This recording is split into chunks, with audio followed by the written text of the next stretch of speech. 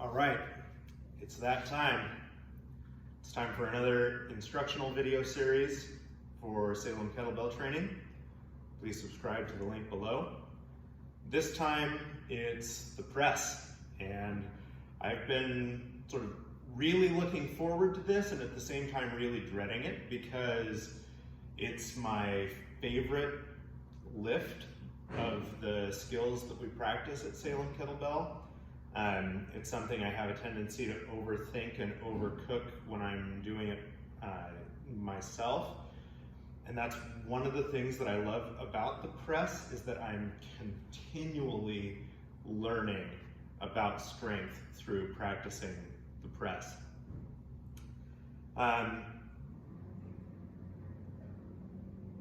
want to start off by saying that the swing and get up can be a standalone routine. In fact, they are a standalone routine in Pavel's Kettlebell Simple and Sinister. They're great as a standalone routine. However, one of the overlooked training plans is actually called the plan that's in the Strong First one-day course manual. So there are one-day courses and there are certifications. The one-day courses are designed for people who just want to use kettlebells to train and get stronger. The three-day certifications are intended for instructors, people who are going to be using kettlebell training to train others. In the one-day course, you still get a manual with it, and there's a little exercise series called the plan, where the press is the main feature. It's got 2 blocks of pressing, and in between those 2 blocks is a block of swings and goblet squats.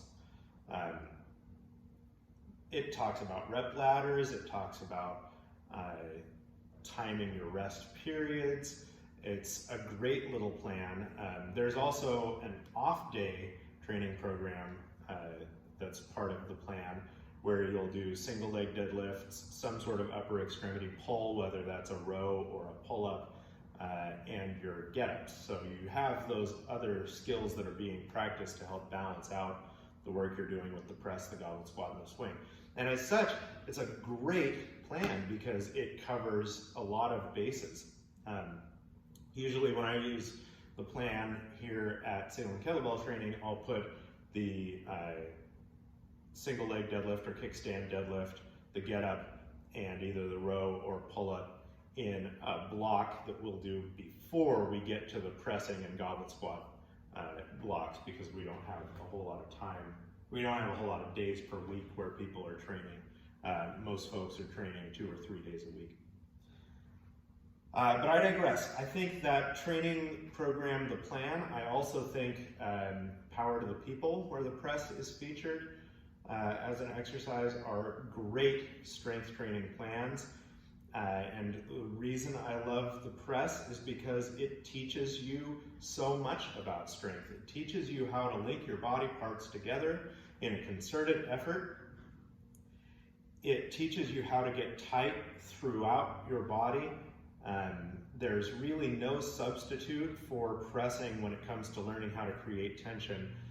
All of those action principles, the power breath, fast and loose, hyper-irradiation, feet forward tension, dominanta, we bring all of those into play in practicing the press. That's why it's such a great instructor for overall strength.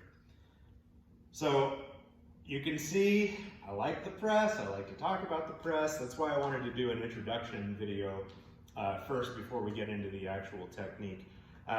Even if your shoulder range of motion prohibits you from practicing the press throughout a full range of motion in a strict vertical position, there are press variations that are out there for you.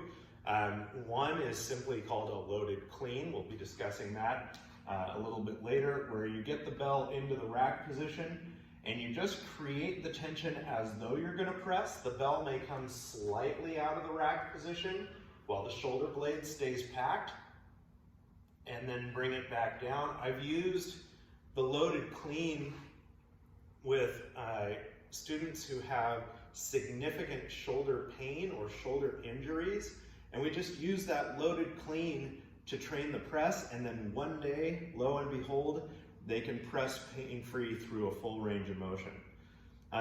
We'll also be talking about different pressing groups because some people experience shoulder pain or shoulder impingement pain in one direction when they press, but not in another direction. What I just demonstrated there is the difference between a typical sort of straight-on pressing groove and a side press, sort of side press. There's a little more side bend even in the lift known as the side press, but we can get a little side pressing in order to avoid impingement symptoms in some students. So there are lots of different ways to press. The floor press, which is part of the Get Up series, is also an option. You can get a lot of pressing strength by performing push-ups, by performing the floor press, and you can use a lot of the same principles that we're going to go over today. Thanks.